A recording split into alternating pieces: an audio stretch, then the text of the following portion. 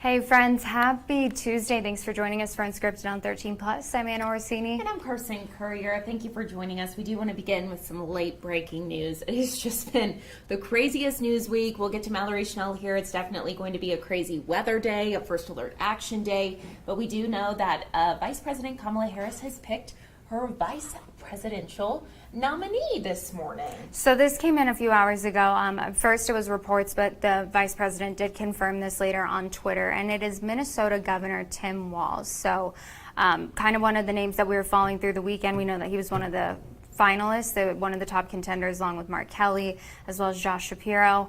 And this morning she made that announcement on Twitter saying that, yes, he is in fact going to be her running mate heading into this election. So a lot of people, obviously we're not from Minnesota, so people wondering, who is this guy? And Ashanti Ford has more today from Washington, D.C. on who exactly Tim Walz is and everything in his career leading up to this big moment.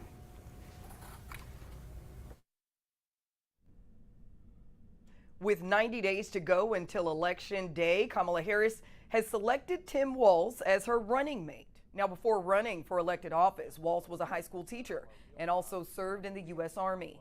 At 60, he's just 6 months older than Kamala Harris, but he seems to have won over younger voters by saying the Trump-Vance campaign is just weird. Others have gone through social media to discover quote-unquote how-to videos then teacher Walz posted to help students.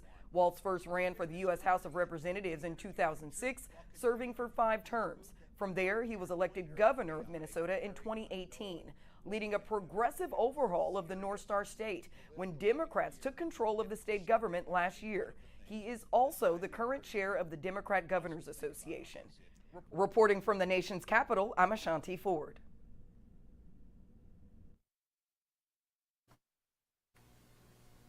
And now to the latest with Tropical Storm Debbie. We know it was a hurricane, now downgraded to a tropical storm this morning. You're taking a live look from Charleston. Just minutes ago, it was absolutely downpouring here. Now you can see just a couple of raindrops there on the camera, but those gloomy clouds and just flooding here. We know one thing about this tropical storm that Mallory was talking about yesterday and also this morning is just how slow moving it is. So kind of it's all this water being dumped all at one time, not really giving areas any time for that water to soak in. So flooding, a huge concern. Which is what happens with when we saw Hurricane Harvey, for example, in Houston, kind of a similar situation. Some historic rainfall that they're expecting in some of these places. And if we go ahead and take a look at some video, this is from Sarasota County, Florida, I believe, where water rescues were underway. They rescued 500 people yesterday. And unfortunately, we do know that the impacts of this storm, even though it did make landfall as a Category 1 storm, the impacts have been absolutely devastating. 5 people so far have died in these storms. Yeah, rainfall totals of at least a foot are expected to stretch from Florida to North Carolina through Friday night. But some areas, especially coastal South Carolina and Georgia, could see up to 30 inches of rain. And because of the wind speeds and all the rain in this area, power outages definitely a huge concern this morning. We know yesterday even more people were without power, but here on your screen you can see right now 108,000 customers are without power this morning since that storm first made landfall yesterday. And if you look at some of the counties, you can see it's really concentrated to the specific area where this storm made landfall, but just pretty much all of that northern part of Florida all experiencing power outages. And when you think about the flooding, the impacts from the storms, everything that they're experiencing on top of that, not having power, I mean, it's just something that's very hard to wrap your brain around. Yeah, absolutely. Now, here at home, we know no impacts from this tropical storm, but we are going to be seeing some monsoon activity later today. That is why it is a 13 First Alert Action Day. We do want to bring in 13 First Alert meteorologist Mallory Schnell to talk not only about the tropical storm, but what we can expect here later today. Right, so we will have the chance here locally of strong to severe storms, gusty winds, blowing dust, heavy rainfall, especially from Tucson westward, which we will get into, but I do just want to take a look at the radar of Debbie because it is pretty impressive here. This storm, it's barely moving toward the east-northeast at 6 miles per hour. You can't even really tell that from the radar loop here. Currently situated, it looks like probably near Savannah, Georgia, kind of coastal Georgia at this point. More bands of rainfall continuing to move into South Carolina and North Carolina. And yes, as Carson said, it's going to be very slow moving through about Friday, and then it does look like a front will pick it up. So by Friday, it's in North Carolina. So just keep that in mind. Today's Tuesday. Yeah, Tuesday, Wednesday, Thursday, Friday for it just to move up 2 states there. So a lot of rainfall expected before it does get pushed off to the northeast as we head into this weekend. But even just today, your excessive rainfall risk in those areas in the purple, that's a high risk of heavy rainfall that can lead to flash flooding across Georgia, South Carolina, portions of North Carolina. Back here at home, we have a slight risk. Of course, nothing as dramatic, but any storms that we do see this afternoon, evening, and potentially even into tonight could carry a heavy rainfall risk. And as we know in the desert, it doesn't take much to create some localized flooding issues. Hard to think about a first alert action day when you take a 4-panel look outside. It's all quiet, lots of sunshine, blue sky, but you need that for instability later on today as scattered storms start to develop early to mid-afternoon, increasing in coverage, pushing off to the west and southwest. And models really like maybe a few rounds of storms. Another round as we get closer to sunset. More storms possible into the overnight hours. Now, of course, likely the most severe will be earlier on in the day when we have that sun to kind of fuel the storms, but just keep that in mind. We could still have some activity lingering overnight. Your severe weather outlook for today, a yellow from Tucson down to Nogales, areas off to the west and northwest. Phoenix is included in this for strong winds that can lead to blowing dust. That is why we have a blowing dust advisory west and northwest of Tucson today from 4 p.m. to 8 p.m. Here's that first alert 7-day forecast here. So tomorrow's storm chances, of course, will really depend on just how active today is. A lot of times if we have a super active day, the next day may not be quite as active because the atmosphere is a little overworked, but we'll know more about that tomorrow morning. 96 though on Wednesday, 99 on Thursday. And then we do dry out slightly. That's going to allow us to heat back up this weekend. 107 will be the hottest day on Saturday with lows staying in the mid to upper 70s. Okay. So definitely a busy day, busy weather day. Busy news day, busy weather day. Obviously can't compare to all the impacts they're seeing because of Debbie, but we'll see our own impacts here at home, so you do want to stay weather alert. Okay. Absolutely, especially with those winds. Mm-hmm. Oh my goodness, those will take you by surprise. Yeah, they will pack a punch for sure. So make sure if you have any kind of outdoor items that are loose, now's your time to bring them inside. Like my pot that blew over the other night Oh, in Bro. no. It's okay. It's okay. Yeah, definitely wasn't expecting that, but I'll be more prepared today. And now you can all be prepared too. Perfect. Thank you, Mallory. Thank you, Mallory. Well, happening now, the city of Tucson is looking for input on the 22nd Street Bridge Revitalization Project. This has been something in the work for quite some time. Now, 13 News reporter Jack Cooper has more on the latest plan and efforts there. This is going to be a very complex project. You see the bridge here behind me? It has 2 travel lanes on either side and it has a weight limit of about 15 tons. Now that causes a lot of headaches for bus drivers and also for truck drivers that are trying to get past this bridge. It's a very busy road. If you've been on 22nd Street, it comes off I-10, and then for bus drivers and truck drivers, they got to find a detour and actually get around this area, but hopefully something that they don't have to deal with for too much longer. Soon, there's going to be 3 travel lanes on either side. The bridge is going to allow for heavier traffic, and crews will also redo the paths on either side of the bridge to make it easier for people to get over it on foot or by bike. Right now, there's no word on just how much the project is going to cost, but there is a $25 million federal grant that's bookmarked for this. But before the city takes the next steps, they want to show you the new designs they have and get your input. Having that feedback from those surrounding neighborhoods, those people who are using this daily, is very important to us. So those past 12 meetings that we've had and the great information we've received on what routes look like, what it looks like on a day-to-day commute for bicyclists, pedestrians, as well as the motorists, is really important to make sure that we get this design that works for years to come. And while nothing is confirmed just yet, construction is expected to start at the beginning of next year, and then it's going to take roughly 2.5 years. And while there's some public meetings that are happening now, there's going to be more at the end of the year before construction actually starts. The city wants to show you their final designs for this project, but we'll be sure to watch it very closely for you. Reporting along 22nd Street, I'm Jack Cooper, 13 News. And turning now to some trending stories. This is something that even before the Olympics started, we started talking about a little bit. The Seine River in Paris here, where we know the triathlons are being held, and kind of the big story here was the E. coli levels that were found in this In the water? Yeah, in the water. they said that it wasn't a concern before the Olympics. Of course, opening ceremonies, we know that it was raining like crazy. And so actually in this article, I believe, on our website here, I'm going to go ahead and pull it up on my screen. Something to keep in mind for like a huge body of water like this when it does rain, according to Duke University's Nicholas School of Environment, so excess water known as runoff from parking lots or lawns, gardens, and fields can carry along oil and tar or bits and pieces of feces from animals, which is usually the biggest concern. So you have this that was already an issue, and then it you was had all the rain. pouring, and it all from the streets of Paris goes into the river. Yep. And so nobody had swam in this for, I don't know, decades. And so when Paris figured out that they were going to be hosting the Olympics, they started trying to clean the water, try to get those levels back to normal.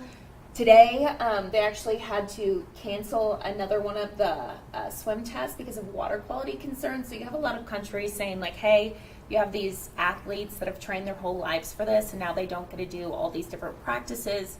We know some of the races here have actually been delayed, but what I wanted to highlight here, so 2 athletes have already that have competed Why am I in nervous? this water. They're very sick. Yeah. So there's one athlete from Belgium, participated in the triathlon, now being hospitalized allegedly for an E. coli infection. That'll do it. Allegedly, Yeah. Belgium is saying yes, it's an E. coli infection. Well, but it's pretty easy to prove. but the Olympics is, we'll see. Well, I mean, you could get, they're going to be like, you could get the E. coli from anywhere. It could have been something that you exactly. ate. Let's see. Switzerland also has a swimmer, Adrian Brifford, who has a extreme gastrointestinal infection after swimming the triathlon. Well, because think about it. You're ingesting the water. I mean, regardless, like your for face sure. is going to be in the water. So, like, yeah, obviously you're not sitting there swallowing the water, Yeah. but any trace amount can get into your mouth. Oh, exactly. Belgium actually disqualified all their athletes from all the further races. What a bummer. I know. And, like, This could have been prevented. Like, why does it have to be send there? them to Tahiti with the surfers. I know. Have them swim there. I I'd know. much rather swim there. I have no idea, but very unfortunate. There's different videos going on social media. I wasn't going to put them up here, but of numerous athletes puking Yeah. after the triathlon, and you have people. This is awful. You have people commenting saying, "Oh, maybe they're just out of shape." They're at the Olympics. To be fair, though, if I did a triathlon, I would throw up. Well, yeah, me immediately. too. But I haven't been training my whole life for Yeah. this triathlon. Maybe they're Yeah. just grossed out. Like, they get out of the water and they're Right? like, oh, wow. And then there was an interview with a woman. I'm not sure what state she was, or what country she was from.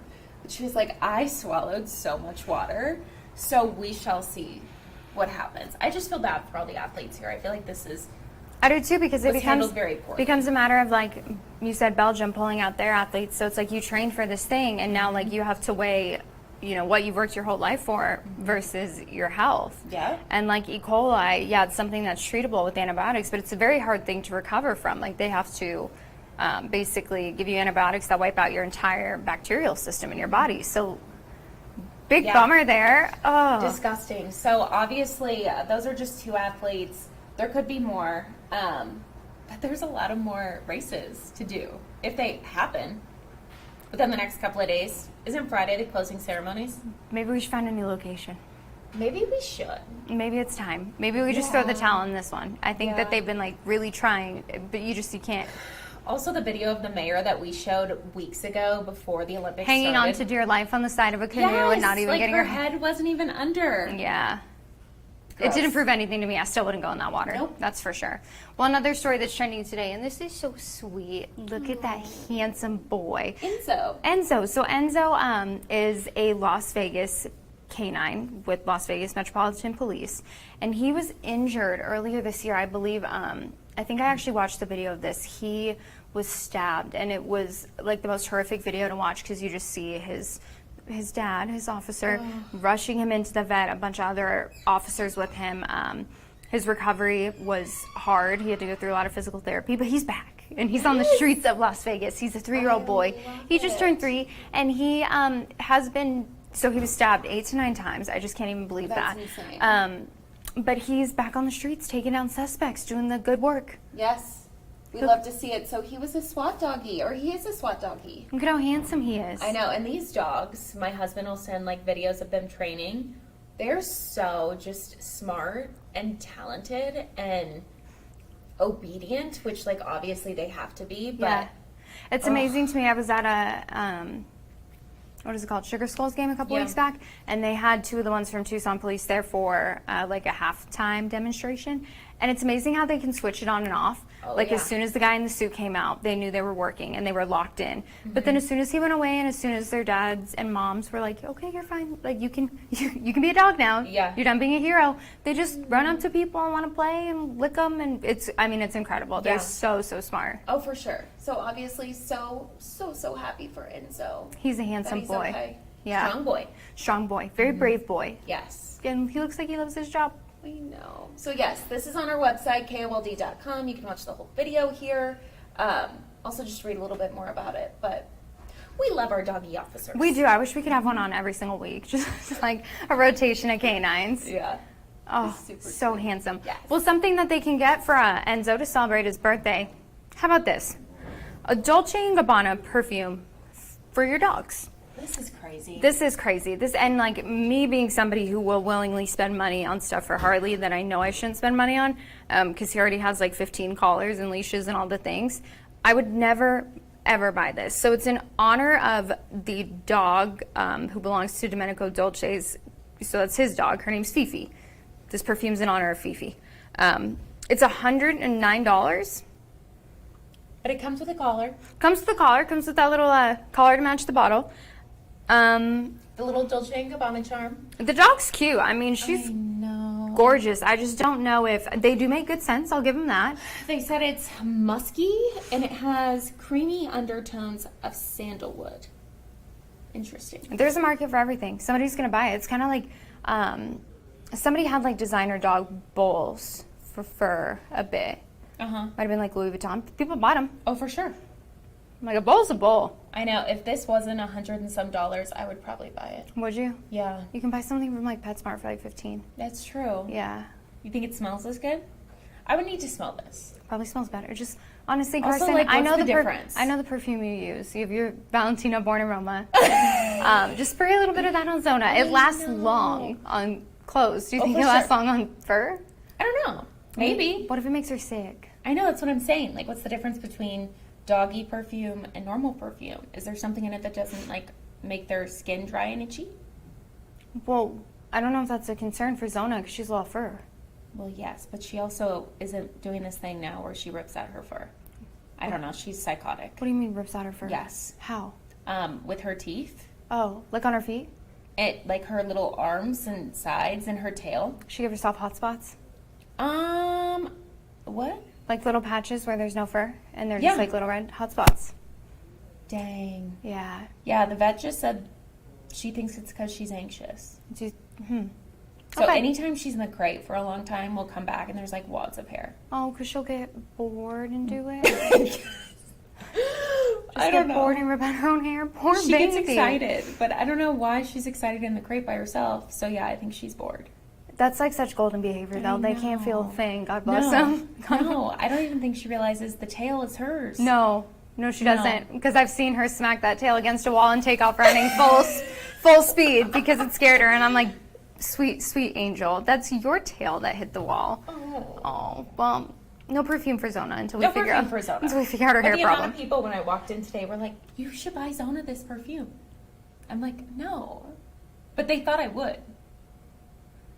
Well, Maybe.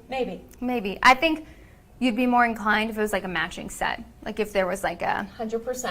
hers and hers. Oh, for sure. If the perfume was for Zona and then there was one for me, I probably would get it. Yeah, I'd get it for you. Love that. Love that. Well, Okay. now we know.